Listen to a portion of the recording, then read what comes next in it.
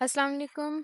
आज हम लोग चैप्टर नंबर 2 देखेंगे फाइनल ईयर प्रोजेक्ट डॉक्यूमेंटेशन का, विच इज़ और प्रोजेक्ट स्कोप।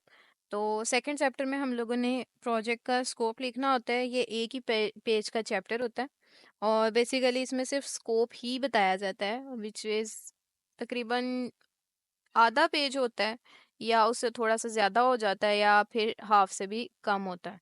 तो मोस्टली हाफ पेज तक जाता है, ठीक है। तो इसमें आप लोगों ने बताना क्या होता है। Project scope outline what's the project will deliver including its feature goals, it's set clear boundaries for the project and specifies what is included और एक्सक्लूडेड। ठीक है, कि प्रोजेक्ट स्कोप में आपने ये बताना होता है कि आपका प्रोजेक्ट क्या डिलीवर करेगा, क्या उसके फीचर्स हैं, क्या उसके गोल हैं, यानी मेजर पर्पस उसका क्या है। उसके लिए प्रॉपर एक बाउंड्री क्रिएट करते हैं आप ये बता के कि ये क्या काम परफॉर्म करेगा, इसमें क्या क्या चीज़ें शामिल हैं। जो चीज़ें शामिल हैं ठीक है उनका नाम लिखें, जो नहीं शामिल उनको किस तरह से इंक्लूड किया जाएगा वो हम लोग एग्जाम्पल के अंदर देखेंगे। तो प्रोजेक्ट स्कोप की कुछ प्रॉपर्टीज़ होती हैं। अब सबसे पहली जो प्रॉपर्टी है कि आपने फोकस करना है कि आपका पर्पस और गोल जो है वो सिंप्लीफाई किया जाए अच्छे तरीके से, और उसमें क्या होगा कि आप इसके जो टास्क हैं वो बता सकते हैं, like notification receiving, real time updation of data और प्रोफाइल एडिटिंग। हर तरह से आप लोग इसको बता सकते हैं। सेकंड जो सा इसका इम्पोर्टेंट पार्ट आता है वो आता है फीचर एंड फंक्शनैलिटी का। आपने इसमें ये पॉइंट्स नहीं बनाने, ये प्रॉपर्टीज हैं प्रोजेक्ट स्कोप की, कि आपने इन इन चीज़ों पर ध्यान देना होता है जिस वक्त आपने प्रोजेक्ट स्कोप लिखना है। पहले तो आपने उसका पर्पस और गोल बताना है ना। मेजर पर्पस क्या है कि जी हम एक हाई एंड लेवल की ऐप प्रोवाइड करें, ठीक है, यूजर्स को। अब फीचर और फंक्शनैलिटी में उसके एग्जैक्ट फीचर आ जाएंगे, जैसे कि उसका इंटरफेस आ जाएगा, आपने बटन बनाए, नेविगेशंस बनाई हैं, जो भी है उस तरह से। थर्ड नंबर पर आपके पास आएगा आपकी ऑडियंस कौन है। लाइक आप लोग किसी टीचर के लिए बना रहे हो, स्टूडेंट्स के लिए बना रहे हो, डॉक्टर्स के लिए बना रहे हो, जिनके लिए भी बना रहे हो, वो टारगेट ऑडियंस जो है वो आएगी, और साथ उनकी जो यूनिक नीड है जिसके लिए आप अपना प्रोजेक्ट बना रहे हो वो मेंशन करोगे। फोर्थ नंबर पर आपके पास आएगा इम्पैक्ट एंड बेनिफिट, यानी कि आपने जो प्रोजेक्ट अब बनाया है, जिस जो टास्क परफॉर्म कर रहा है, जिन यूज़र की नीड्स को फुलफिल करने के लिए वो टास्क परफॉर्म कर रहा है, उससे यूज़र्स को क्या फ़ायदा हो रहा है, ठीक है। और इससे उनका एक्सपीरियंस कैसे इन्हेंस हो रहा है, इस चीज़ को आपने बताना होता है। एंड लास्टली आपकी जो बाउंड्रीज हैं कि आपने इसमें क्या इंक्लूड किया और क्या इसमें से एक्सक्लूड किया, वो इसमें उससे इसमें हमने अच्छे से डिफाइन करना होता है, ताकि किसी किस्म की भी कंफ्यूजन जो है वो ना रहे। तो इस तरह से हमारे पास ये जितने भी थे, ये प्रॉपर्टीज़ हैं जो कि आपने प्रोजेक्ट स्कोप को लिखते वक्त याद रखनी है।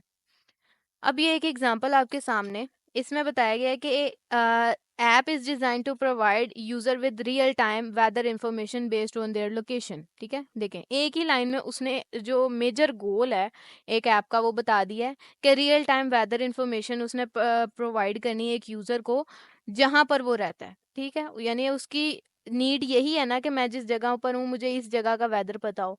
तो उसने उसके अकॉर्डिंग एक ऐप डिज़ाइन किया है, सिंपल फर्स्ट लाइन में उसने क्लियर कर दिया।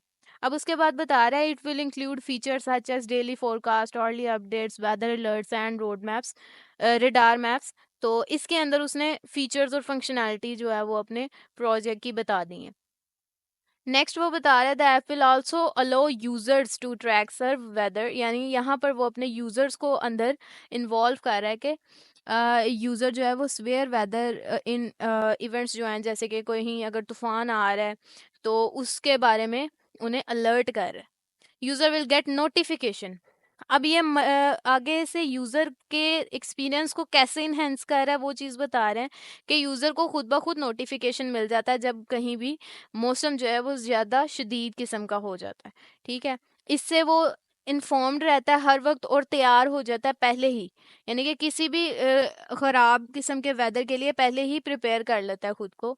तो इस तरह से वो उसका यूज़र एक्सपीरियंस इन्हेंस कर रहा है, वो ये चीज़ बता रहे हैं।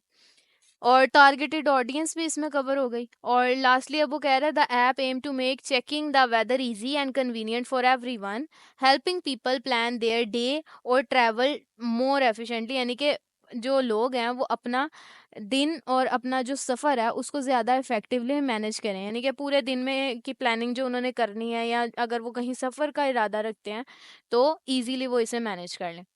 अब इसके अंदर जो जो चीज़ें उसने बोली हैं, like forecast, early updates, weather alerts, उसके अलावा वो नोटिफिकेशंस की बात कर रहा था, रियल टाइम अपडेट्स की बात कर रहा था, और साथ चेकिंग का या प्लानिंग का कोई प्रोसीजर भी उसने इन्वॉल्व किया है, तो उसने ये सारा कुछ बता दिया है। अब इसकी बाउंड्रीज हैं ये, यानी कि इनसे बाहर वो नहीं जाएगा। अगर वो कोई ये कहता है कि इन्होंने वेदर एप्लीकेशन बनाई है, तो वेदर एप्लीकेशन में अब ये उनकी मर्जी है, वो किस तरह से शो कराता है, उनका इंटरफेस किस तरह का है। उन्होंने ये बाउंड नहीं किया कि हम लोगों ने जो इसका इंटरफेस है ना, वो बहुत ही हाई एंड लेवल का बनाना है। जिस तरह से नेविगेशंस का कोई इशू नहीं है, उसने नेविगेशन की इतनी बात नहीं की, या उसने ये नहीं कहा कि मैं कोई विज बनाऊंगा, जैसे हमारे अक्सर एंड्रॉयड मोबाइल्स होते हैं जिनमें एप्लीकेशंस हैं वेदर की, और साथ बाहर हमें अपनी होम स्क्रीन पे भी एक विज शो होती है। लेकिन यहाँ पर उन्होंने किसी किस्म की विज की बात नहीं की, तो वो बाउंड नहीं है कि वो विज बनाए। तो ये उन्होंने ऐसे बाउंड्री सेट कर दी है अपने प्रोजेक्ट स्कोप के लिए। तो आई होप प्रोजेक्ट स्कोप की एग्जांपल आपको अच्छे से समझ आई होगी, आपको इसकी प्रॉपर्टीज भी समझ आई होंगी। तो आप लोगों ने इसी के अकॉर्डिंग अपना जो भी प्रोजेक्ट का स्कोप है ना, उसको लिखना है, और ज़्यादा इतना डेप्थ में नहीं जाना। डेप्थ में जाने का मतलब ये होता है कि एक ही लाइन को बार बार डिफरेंट तरीकों से नहीं लिखना, कि जो आपका एग्जामिनर है वो उससे पढ़ कर तो चिढ़ जाए। ऐसा नहीं कोई काम करना, ठीक है ना।